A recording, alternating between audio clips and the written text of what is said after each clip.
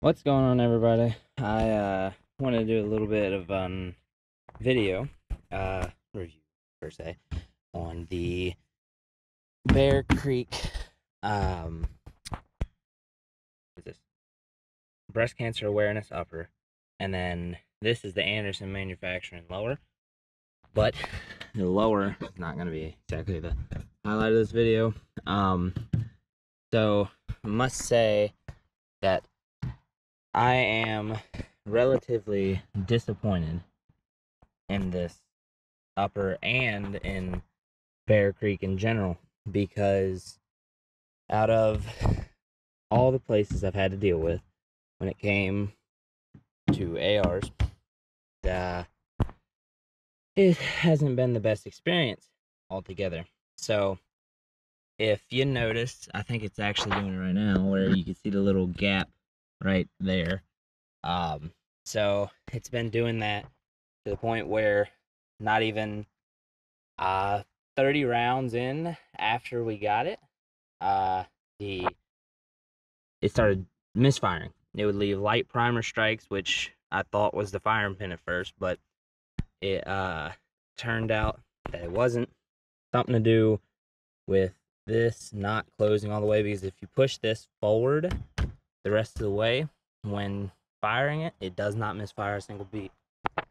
Now, this is my girlfriend's rifle, but I have had to deal with all the problems that went along with it, contacting Bear Creek, and dealing with the gun shop that we bought it from, because we did not know that for a warranty you had to keep the receipt. And considering it was a lifetime, I figured that by the time your lifetime ended, your receipt would be either gone, worn out, or not readable. Anyways, I love this rifle because it had the 223 Wylde stainless steel fluted barrel, the side charging handle, which is actually more of a pain in the ass than it's worth. And it's just a generally good looking gun. Gun's high quality, it actually shoots really accurate. But that being said, the jamming is ridiculous. It's every other bullet, if not every bullet anymore, which I would be fine with fixing myself. But when I contacted Bear Creek, they told me that I had to have the receipt or they wouldn't be able to do anything, regardless of whether I could send it in. They could get the VIN and everything off of it. But I guess since it is a upper and doesn't have to have a background check like the lower does, there's no way to really keep track of that. But I was never able to send it in, and basically I had to work with it myself. Now, I have cleaned it 5 or 6 times, haven't even shot it 100 times because of this issue. But let me go ahead and give a little demonstration of the issue.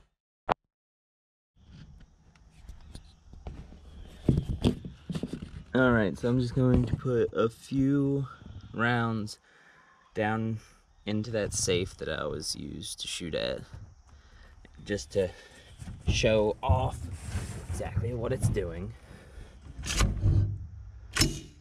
See, they closed all the way that time, so it's not gonna misfire on this one, at least.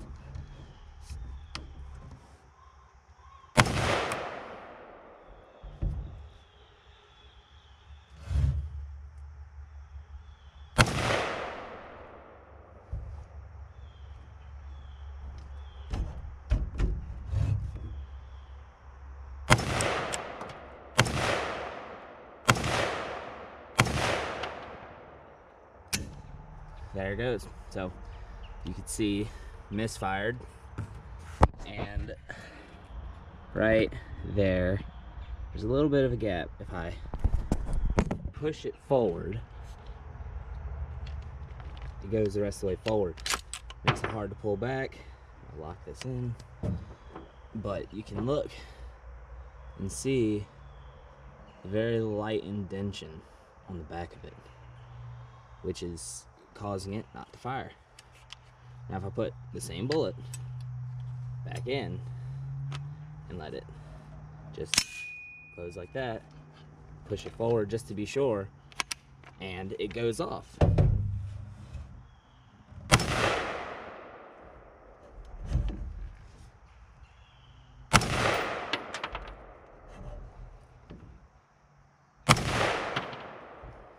See, there it goes again. Now, before I try and shoot it and misfires again, there's the little gap. Now, if I was to just take it and push it, you hear it? Push it the rest of the way forward, now it'll fire.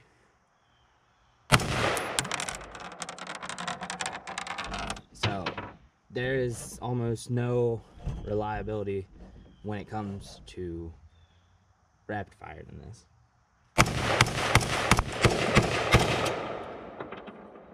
See, let's see, what was that?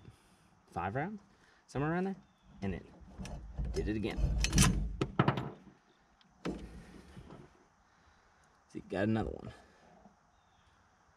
What is that, number 3 on this mag? And I haven't even, probably got about, what, 15 rounds in. It's number 3. So you can imagine, has put a little bit of a damper on my girlfriend's perspective when it comes to buying rifles, considering this was her first rifle that she bought. Paid around about $800 for the whole thing assembled, and it just has not been fun dealing with this situation.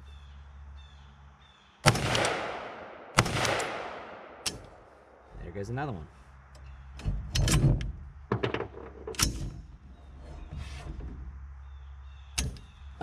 And another one.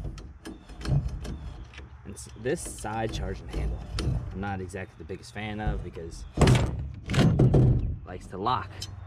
It's where you can't pull it back sometimes, causing real pain in my ass. That's all this has been. Didn't go forward all the way, push forward the rest of the way.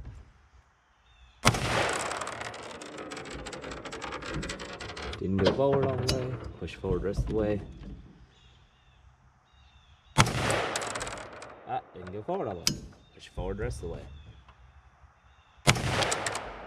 Didn't go forward, push it forward. That one went all the way forward that time, so that was like 3 in a row. Didn't go all the way forward. Which all would have been misfires if I wouldn't have pushed it forward by hand. That one's good.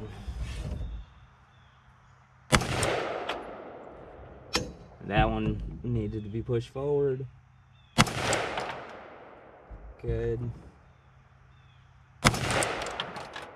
Good. No, it wasn't good actually. Oh, it didn't catch. It's empty. Now I'll put the 3 that ended up coming out during side charging and getting stuck. We'll try this again. Didn't go all the way forward even on shut.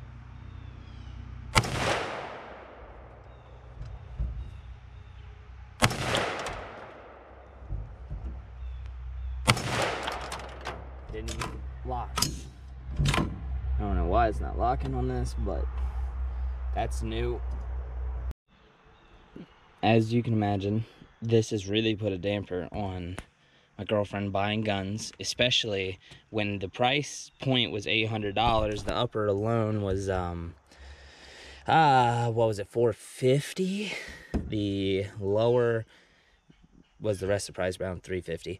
But this was the this was considered the upgraded lower that they had. It wasn't the cheapest one they had. Did not come with a scope, just to clarify, or a magazine or anything like that. It just came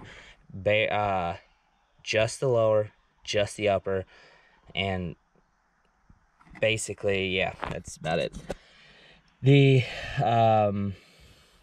even this castle nut's loose, so that's another thing, but that's Anderson Manufacturing. If that's all I have to deal with, that's all I have to deal with.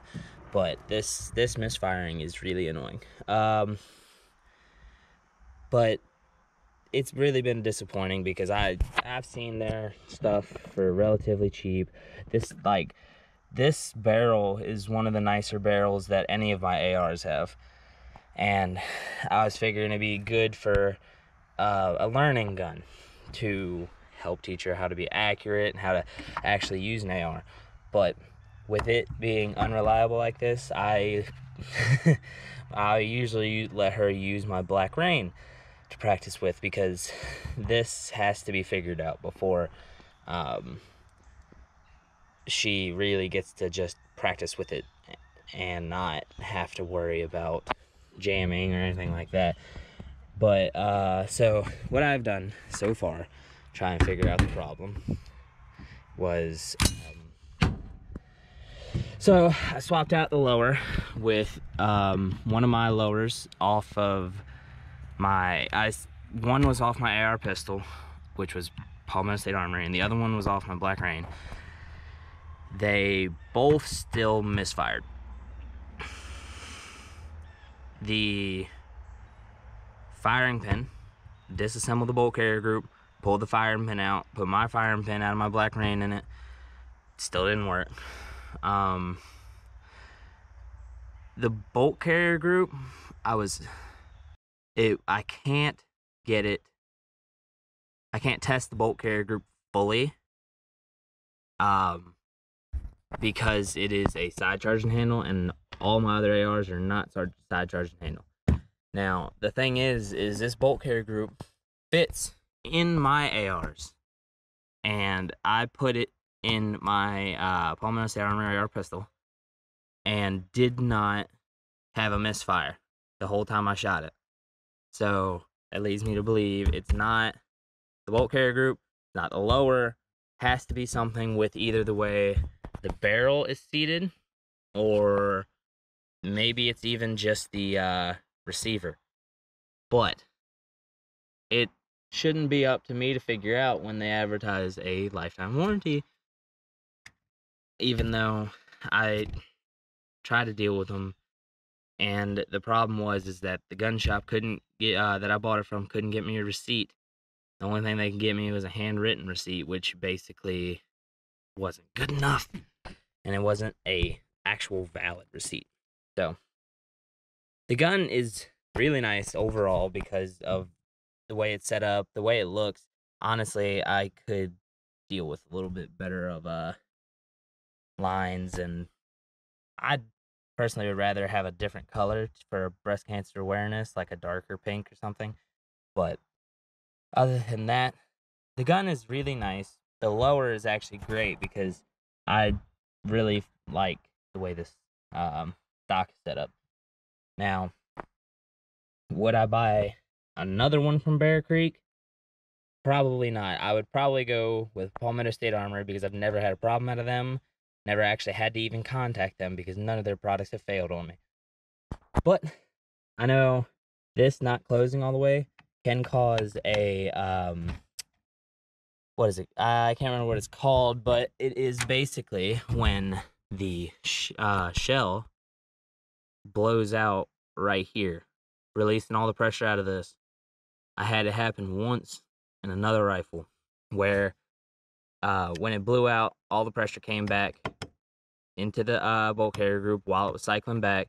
A lot of what do you call it? I wouldn't say shrapnel. I guess a lot of powder and fragments of the shell came out of here, and then it also blew the mag out the bottom. It didn't cause no damage to the gun, didn't cause no damage to me, but it is something that could potentially hurt somebody, and that's not exactly a good thing to think about. But I thought I'd let y'all know on my take on this rifle, and hopefully I gave y'all some insight on whether or not you want to pick up one of your own. So thanks for watching, and I'll see you next time.